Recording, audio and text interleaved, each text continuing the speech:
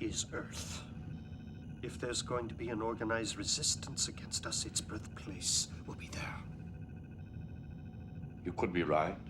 Why don't I see if I can look up the answer written on the bottom of this glass here? Then our first step is to eradicate its population. It's the only way. You can't do that. Why not? Because.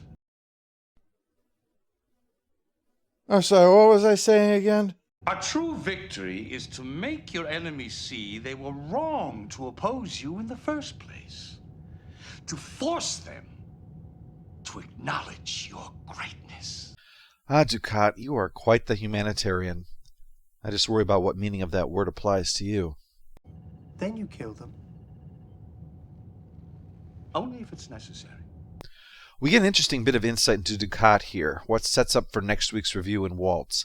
He laments that the Bajorans just never appreciated him or what he did, that they hate him when by all rights there should be a statue of him up on display. Take Captain Sisko. Even he refuses to grant me the respect I deserve. Meanwhile, Odo's changeling apathy continues to wane. It seems like, now that he's had some time to process all this, he's willing to start questioning the link. I think that what we have here is a case of groupthink taken to the extreme, because everything in the link is shared. The united perspective has clouded their way of thinking.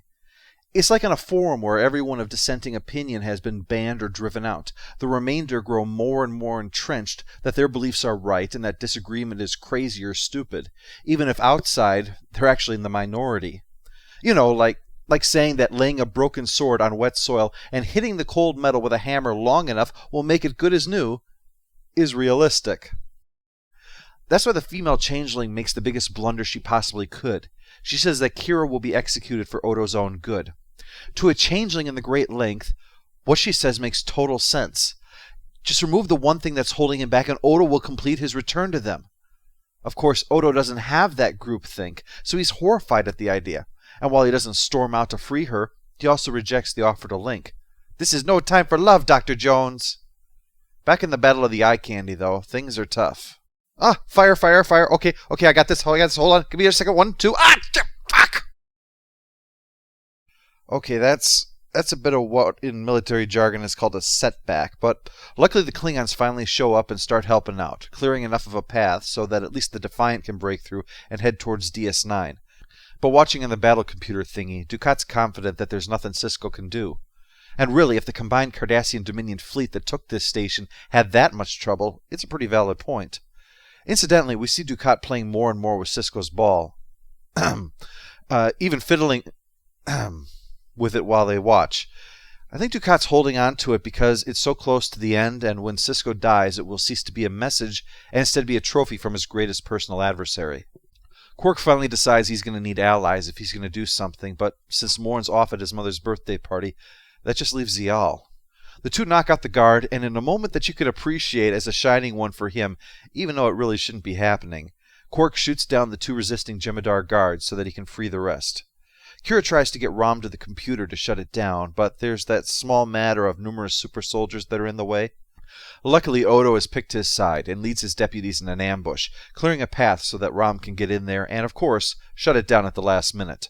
Done!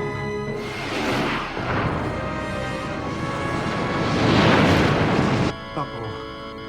What? Well, looks like we've driven off the edge of the map here, people. Okay, so no more minefield, and the 2,800 Dominion ships on the other side can now get through. And what do we have on our side? Just the USS Ben Sisko's motherfucking pimp hand. Take us into the wormhole. I don't expect to be able to stop much more than half of them, but maybe we'll get lucky. Lest you think that all that drama on the station was for nothing, Rom's actions have disabled the weapons so that Dukat's unable to try to shoot down the Defiant, so it's free to enter the wormhole. Good. Now just to stare down the 2,800 enemy ships and... What happened? The mind bomb happened. I told you. Cool. What the hell's in this thing? Secrets? It's the mind bomb. It runs off the power of the human heart.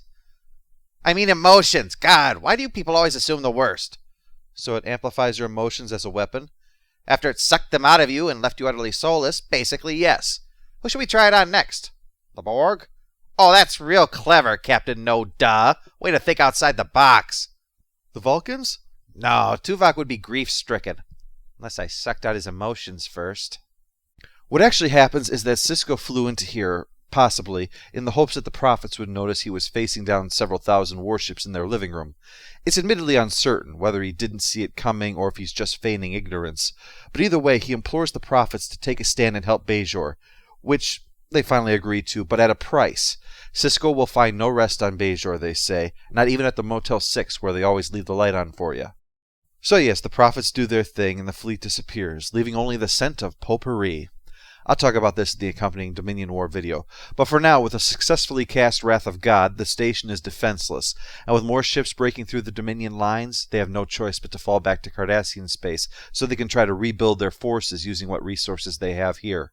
So while the station-wide cry of, "Run away!" is heard, Dukat goes looking for his daughter, but Damar's far more concerned about getting Dukat himself off the station. After all, he's the only one who can really deal with the Dominion on close to an even footing. What Damar doesn't seem to realize, though, is that with all this falling apart, all his plans in utter ruins, the one thing that Dukat still has is Ziyal. So when she admits what she did, Damar steps in and shoots her, a point which echoes that of the Founders' plan to kill Kira to save Odo. Damar likewise believes that doing so will save Dukat, but instead he's just destroyed him. And the ironic part of it all is that she died because of words he himself had spoken. By siding with the Resistance, she made herself an enemy to the state. And enemies of the state do not deserve mercy. And as Sisko retakes the station, Dukat awaits in a holding cell, gibbering, before handing over Sisko's baseball, symbolically handing the station back over to him. Come on, Dukat. Time for your pill and your pudding. I love pudding day. The post-episode follow-up. Annoying character goes to the two Jem'Hadar, who stood there like idiots when Quark came in on them. I'd have thought disciplined suicide troops guarding dangerous prisoners would be quicker on the trigger. Final score is going to vary wildly based upon how you feel about the resolution, but for me, I give it 8 out of 10. It delivered on what it promised, from huge space battles to tales of personal tragedy and redemption. You can check out the accompanying video for thoughts on the arc as a whole. Next time, the fate of Dukat in Waltz. He rode a blazing saddle, he wore a shining star. His job to offer battle to bad men near and far. He conquered fear and he conquered hate.